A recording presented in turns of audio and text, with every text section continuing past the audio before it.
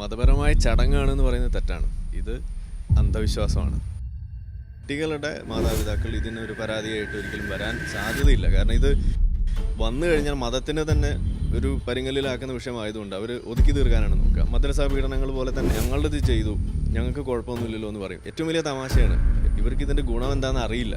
ജന്മത്തിൽ ഇതുവരെ അതെന്താണെന്ന് മനസ്സിലായിട്ടുമില്ല. ശാസ്ത്രം പറയുന്നത് സ്ത്രീകളുടെ ചേലാക്രമം എന്ന് പറഞ്ഞുകൊണ്ട് ചെയ്യുന്ന ആ പ്രവൃത്തി ചെയ്താൽ അത് സ്ത്രീയുടെ ജീവന് പോലും അപകടമാണെന്നാണ് നമ്മൾ പറഞ്ഞു വെക്കുന്നത്. നോക്കുമ്പോൾ ദൈവത്തിന് പറ്റിയ വലിയൊരു അമളിയായിട്ട് തന്നെ നമ്മളത് പറഞ്ഞു വെക്കും. ഇതുപോലൊരു ദുരന്തം വേറെ ഇല്ലയെന്ന് നമ്മൾ പറയും. ശരിക്കും പറഞ്ഞാൽ ഗവൺമെൻറ്റുകൾ ഇടപെടണം. ഇതൊരു അന്ധവിശ്വാസമായിട്ട് പ്രഖ്യാപിക്കണം.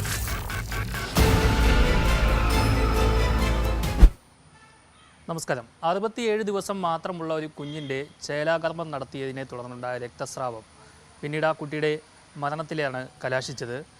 ഇത് ചെയ്ത 2 പേരെയാണ് പോലീസ് പ്രതി ചേർത്ത് അറസ്റ്റ് ചെയ്തത്. അവരെ കഴിഞ്ഞ ദിവസം